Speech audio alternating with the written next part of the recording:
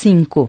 A atitude definitiva do crente com a carne. A opinião de Deus sobre a carne. Nós, cristãos, necessitamos ser relembrados sobre o julgamento de Deus sobre a carne.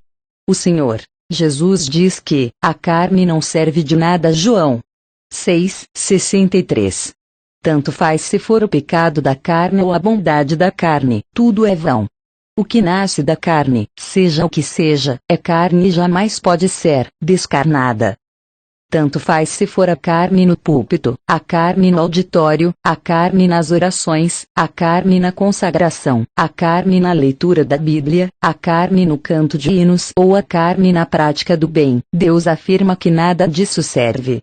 Por muito que os crentes possam trabalhar ardentemente na carne, aos olhos de Deus tudo é inútil, porque a carne nem beneficia a vida espiritual, nem pode levar a cabo a justiça de Deus. Vamos ressaltar umas quantas observações sobre a carne que o Senhor faz por meio do apóstolo Paulo na carta aos Romanos. 1. Porque a inclinação da carne é morte. 8:6. Segundo Deus, a morte espiritual na carne. A única saída é levar a carne à cruz. Apesar dela ter capacidade para fazer o bem ou planejar e maquinar para conseguir a aprovação dos homens, Deus pronunciou contra a carne simplesmente uma sentença: a morte. 2. A inclinação da carne é inimizade contra Deus. 8:7. A carne se opõe a Deus. Não existe a mínima possibilidade de uma coexistência pacífica. Isto não só ocorre com os pecados que surgem da carne, mas também com seus pensamentos e ações mais nobres.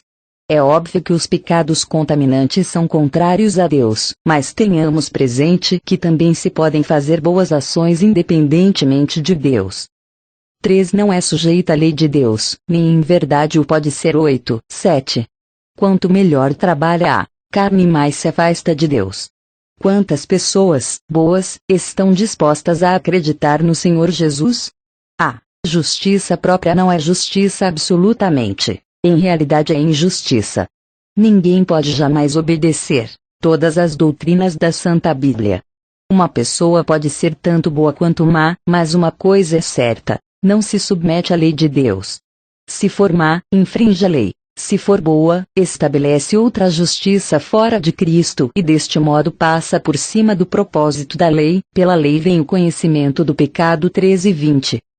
4. Os que estão na carne não podem agradar a Deus. 8:8. Este é o veredicto final. Apesar de quão bom um homem possa ser, se o que faz sai dele, não pode agradar a Deus. Deus só se compraz com seu Filho. Além dele e de sua obra, ninguém pode agradar a Deus. O que se faz com a carne pode parecer perfeitamente bom, mas como vem do e se faz com a força natural não pode satisfazer a Deus. O homem pode planejar muitas formas de fazer o bem, de melhorar e de avançar, mas isso é carnal e não pode agradá-lo. Isto ocorre não só com os não regenerados, também é o mesmo com os regenerados. Por muito louvável e efetivo que seja o que o crente faça com suas próprias forças, não conseguirá a aprovação de Deus. Agradar ou desagradar a Deus não depende do princípio do bom e do mal.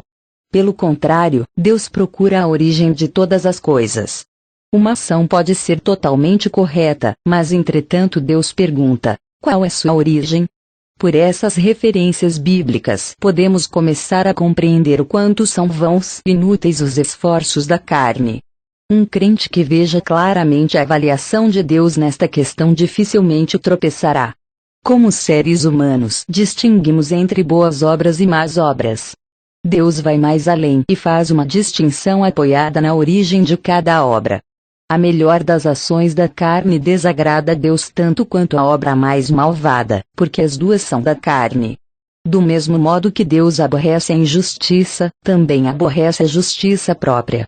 As boas ações que se fazem de um modo natural, sem regeneração ou união com Cristo ou dependência do Espírito Santo, não são menos carnais para Deus do que a imoralidade, a impureza, a libertinagem, etc. Por muito formosas que possam ser as atividades do homem, se não surgir de uma absoluta confiança no Espírito Santo, são carnais e, por conseguinte, Deus as rejeita.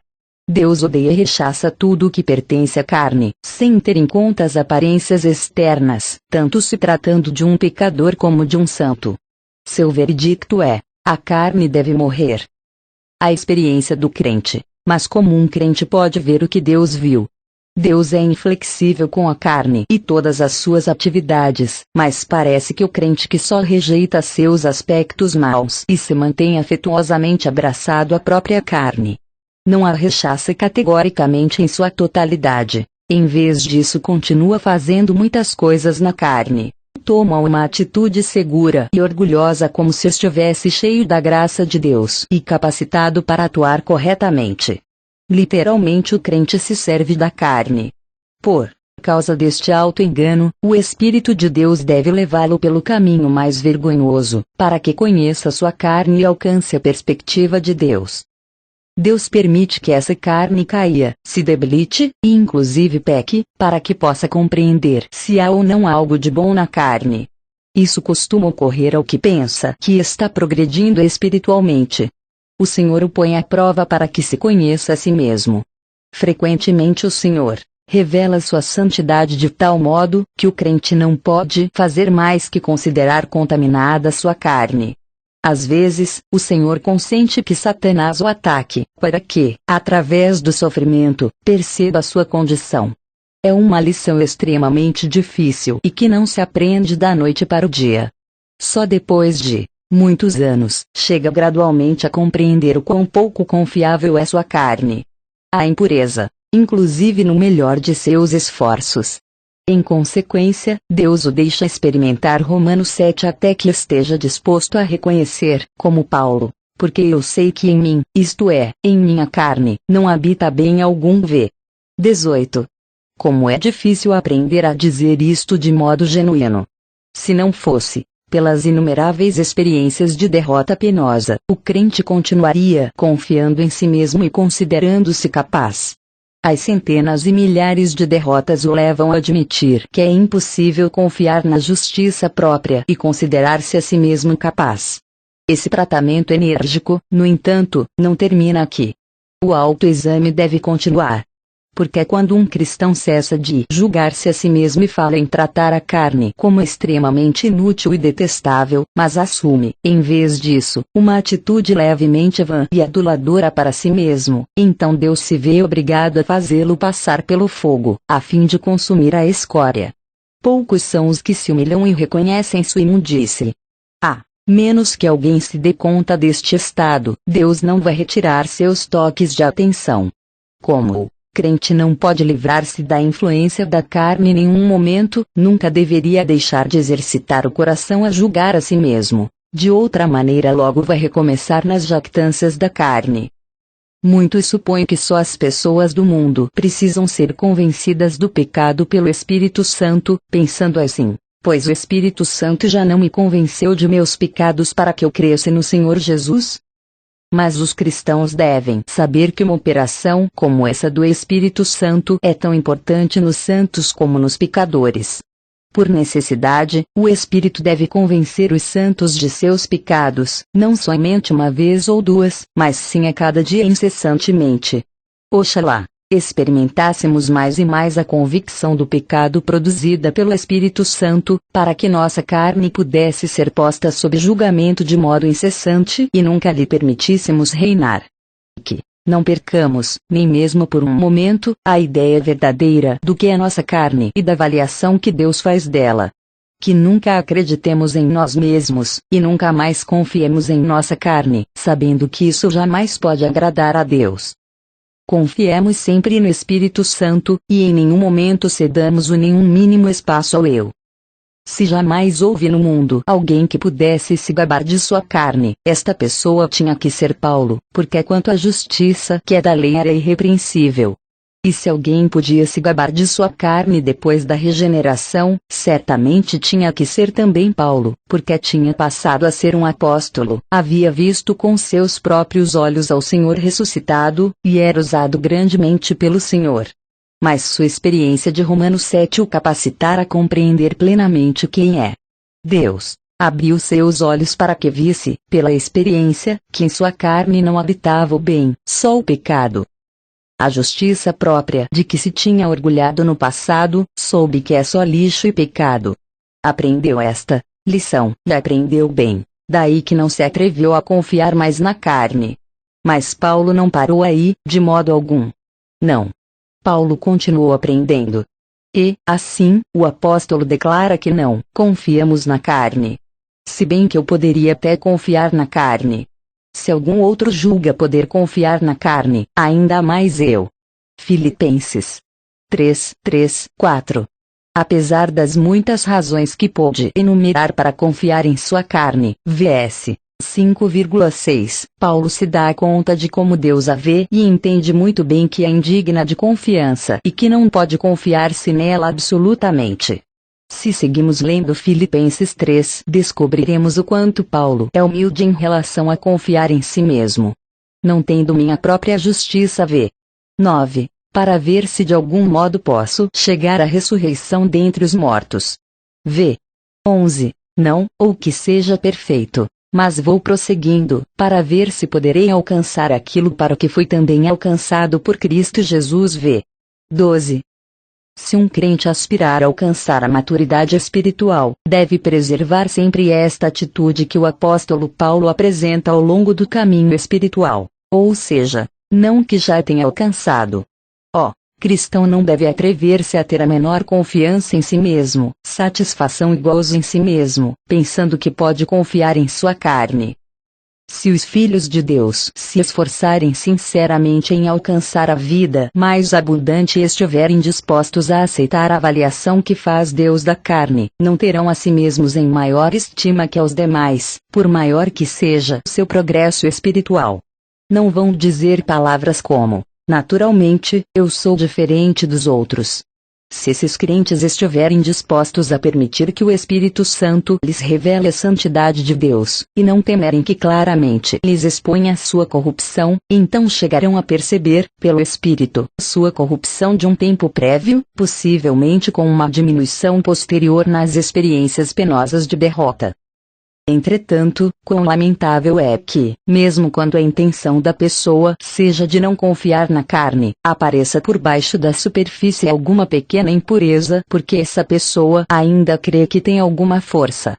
Em vista disto, Deus tem que lhe permitir encontrar-se em várias derrotas, a fim de eliminar até a mais leve confiança em si mesmo. A cruz é a obra mais profunda do Espírito Santo. Como a carne é grosseiramente enganosa, o crente requer a cruz e o Espírito Santo. Uma vez que tenha discernido o que Deus pensa da carne, deve experimentar a cada momento a obra mais profunda da cruz por meio do Espírito Santo. Tal como um cristão deve ser libertado do pecado da carne por meio da cruz, também deve agora ser liberto da justiça da carne por meio da mesma cruz. E, tal como andando no Espírito Santo o cristão não vai seguir a carne para o pecado, assim também andando no Espírito Santo não vai seguir a carne para a justiça própria. Como um fato que se encontra fora do crente, a cruz foi consumada de modo perfeito e completo. Aprofundar o assunto aqui é impossível. Mas, como um processo dentro do crente, a cruz é cada vez experimentada de forma mais profunda. O Espírito Santo vai ensinar e aplicar o princípio da cruz e um ponto atrás do outro. Se a gente for fiel e obediente, vai ser guiado continuamente a experiências mais profundas do que a cruz realizou já nele. A cruz, objetivamente, é um fato absoluto, ao qual não se pode acrescentar nada, mas subjetivamente é uma experiência progressiva e sem fim que pode ser realizada de uma forma cada vez mais penetrante. O leitor, a estas alturas, deveria conhecer algo mais do caráter completamente abrangente do fato de ter sido crucificado com o Senhor Jesus na cruz, porque só sobre esta base o Espírito Santo pode atuar. O Espírito não tem outro instrumento para atuar do que a cruz. O crente deve agora já ter uma nova compreensão de Gálatas 5:24. Não se trata só de suas paixões e desejos, que foram crucificados. A própria carne, incluindo toda a sua justiça, assim como seu poder de operar justamente, foi crucificada na cruz. A cruz é o lugar em que as paixões e os desejos, e a mola que ativa estas paixões e desejos, são crucificados, por admiráveis que possam parecer. Só no caso que alguém ver isso e estar disposto a negar toda sua carne, boa ou má, pode, de fato, andar conforme o Espírito Santo, agradar a Deus e viver uma vida espiritual genuína. Esse estar disposto não deve faltar, por sua parte, porque embora a cruz, como um fato consumado, seja completa em si mesma, sua realização na vida de uma pessoa é medida pelo conhecimento, pela preparação e pela fé da mesma. Suponhamos que o Filho de Deus recuse renegar o que houver bom de sua carne. Qual será sua experiência? Sua carne pode parecer extremamente sábia e poderosa em numerosas atividades e empreendimentos. Mas, por boa e forte que seja, a carne não pode responder nunca às demandas de Deus. Daí que quando Deus o chama realmente a preparar-se para ir ao Calvário e sofrer, o cristão logo descobre que sua única resposta é retrair-se e ficar mais fraco que a água. Porque os discípulos falharam de modo tão lamentável no jardim do Getsemane?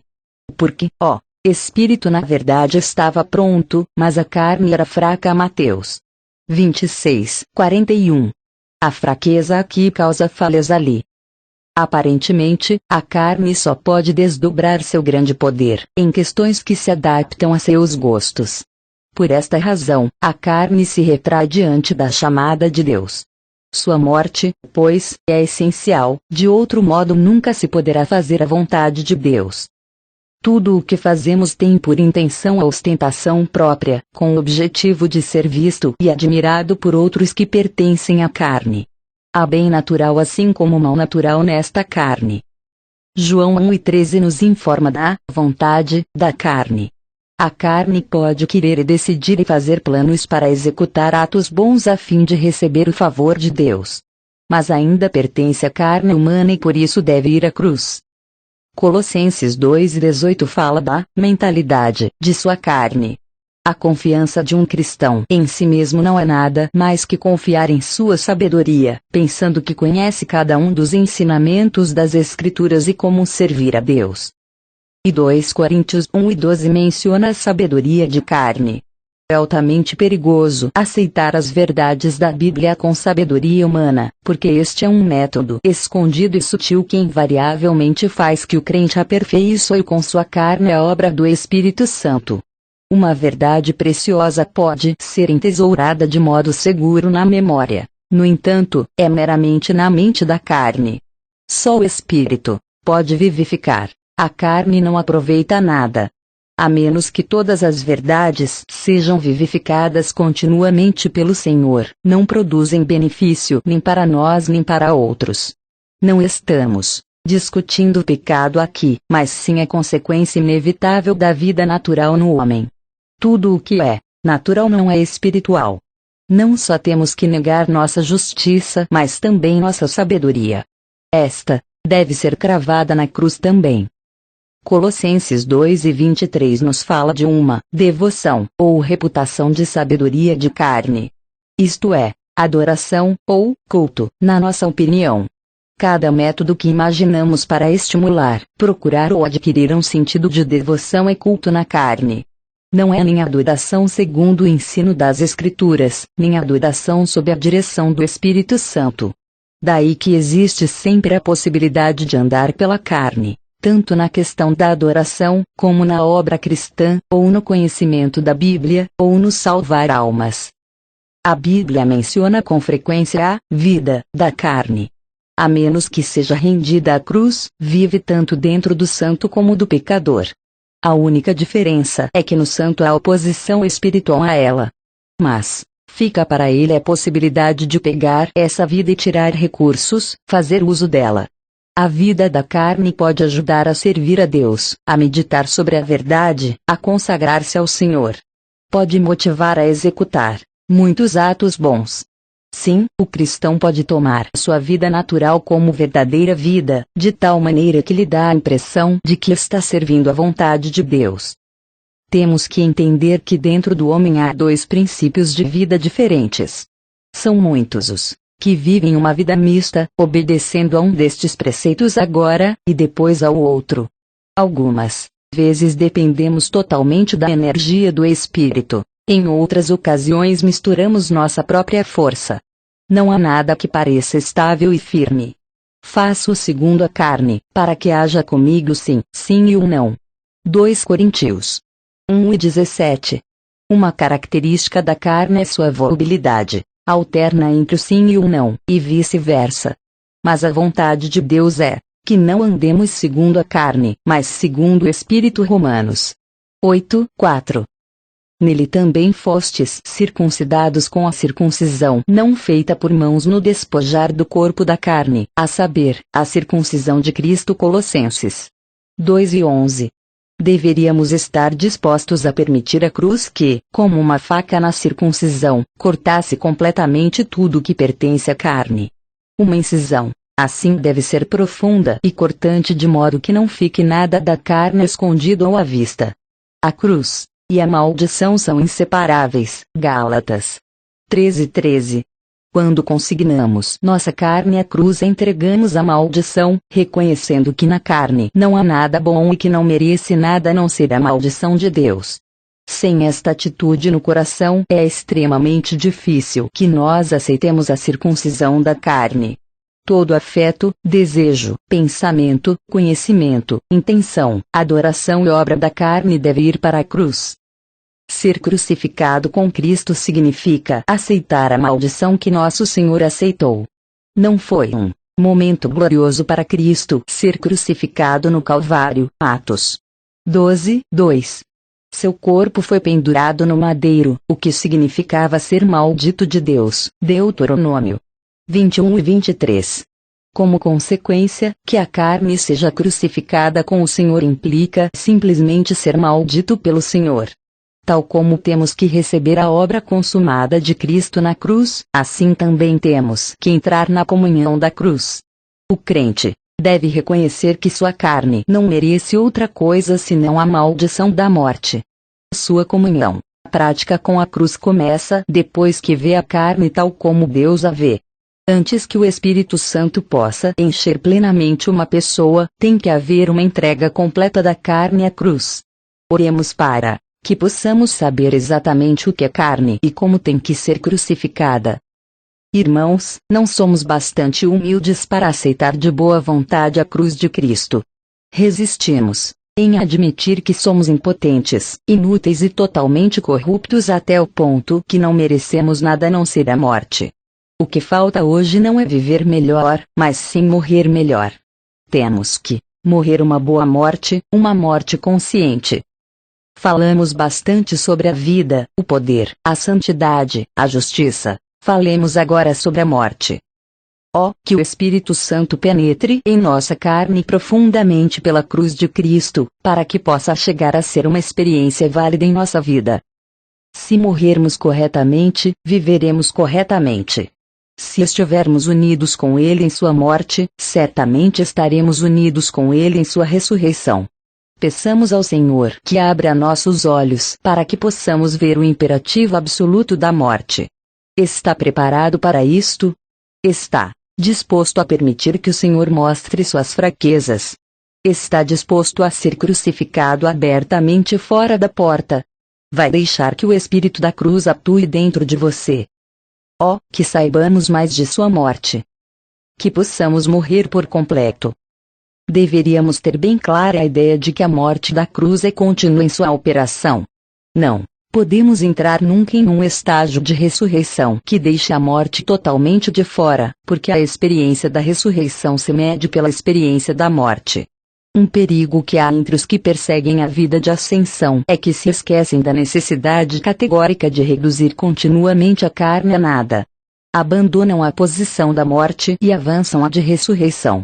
Isto tem como resultado, ou tratar levianamente as obras da carne, como se não houvesse um risco sério para o crescimento espiritual, ou espiritualizá-las, isto é, assumir que as coisas da carne são do espírito. É essencial que vejamos que a morte é o fundamento de tudo.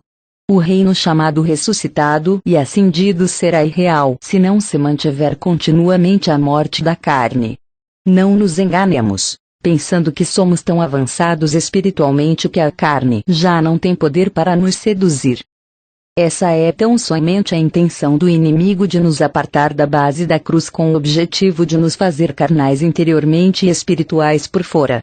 Muitas orações do tipo de, te dou graças, Senhor, porque já não sou isto ou aquilo, mas isto ou outro agora, são simplesmente ecos da oração inaceitável que se registra em Lucas 18:11 minutos e 12 segundos. Somos suscetíveis ao engano por parte da carne quando estamos a ponto de sermos tirados dela. Temos que permanecer constantemente na morte do Senhor. Nossa segurança se acha no Espírito Santo. O caminho seguro está em nossa boa disposição para sermos ensinados, temerosos de que do contrário cedamos terreno à carne. Temos que nos submeter alegremente a Cristo e confiar no Espírito Santo para que nos aplique a morte de Jesus, para que possa ser ostentada em nós a vida de Jesus. Tal como antes estávamos cheios da carne, agora seremos cheios do Espírito Santo. Quando ele tenha controle completo, vamos derrotar o poder da carne e manifestar Cristo em nossa vida. Poderemos então dizer que, a vida que agora vivo na carne, não a vivo eu, mas Cristo que vive em mim. Entretanto, o fundamento dessa vida foi sempre fui crucificado com Cristo. Gálatas 2:20. Se vivermos por fé e obediência, podemos esperar que o Espírito faça uma obra extremamente santa e maravilhosa em nós. Se vivemos pelo Espírito, andemos também pelo Espírito. Gálatas 5:25. Deveríamos simples e descansadamente acreditar que nosso Senhor nos deu seu Espírito e que agora habita em nós. Creiamos em seu dom e confiemos que o Espírito Santo habita em nós. Tenhamos isto como o segredo da vida de Cristo em nós. Seu Espírito reside no mais profundo de nosso espírito. Meditemos nisso, creiamos nisso, e recordemo-lo até que esta verdade gloriosa produza em nós um temor e assombro santos de que o Espírito Santo habita realmente em nós. Agora aprendamos a seguir sua direção. Esta direção não surge da mente ou dos pensamentos, é algo da vida. Temos que ceder diante de Deus e deixar que seu Espírito governe tudo. Ele vai manifestar o Senhor Jesus em nossa vida, porque esta é sua missão e tarefa. Palavras de exortação: se permitirmos ao Espírito de Deus que faça uma obra mais profunda por meio da cruz, nossa circuncisão vai ser cada vez mais real. Porque a circuncisão somos nós, que servimos a Deus em espírito, e nos gloriamos em Cristo Jesus, e não confiamos na carne. Filipenses 3:3. Essa confiança na carne foi abandonada por meio da circuncisão executada não por mãos. Apóstolo faz do glorificar-se em Cristo Jesus o centro de tudo. Explica-nos que há perigo por um lado, mas segurança por outro. Pôr a confiança na carne tende a destruir o glorificar-se em Cristo Jesus, mas o adorar em espírito nos dá o gozo bem-aventurado da vida e a verdade. O Espírito Santo eleva o Senhor Jesus, mas humilha a carne. Se de modo genuíno desejamos nos glorificar em Cristo e lhe permitir que assegure sua glória em nós, temos que receber a circuncisão da cruz e aprender a adorar no Espírito Santo. Não sejamos impacientes, porque a impaciência é da carne. Não experimentem métodos diferentes, porque só são úteis para ajudar a carne. Temos que desconfiar da carne inteiramente, por boa e capaz que seja. Temos que confiar, em troca, no Espírito Santo e nos submetermos somente a Ele. Com esse tipo de confiança e obediência, a carne será conservada em humildade em seu próprio lugar de maldição e, em consequência, perderá todo o seu poder. Que Deus seja misericordioso conosco para que não coloquemos nossa confiança na carne. Sim, que possamos olhar para nós mesmos e reconhecer quão pouco digna de confiança e quão inútil e estéril é nossa carne. Esta é uma morte muito real. Sem ela não pode haver vida. Não usem a liberdade como pretexto para a carne. Gálatas 5:13. Obtivemos liberdade no Senhor. Não devemos dar, pois, nenhuma oportunidade à carne, porque seu lugar apropriado é a morte.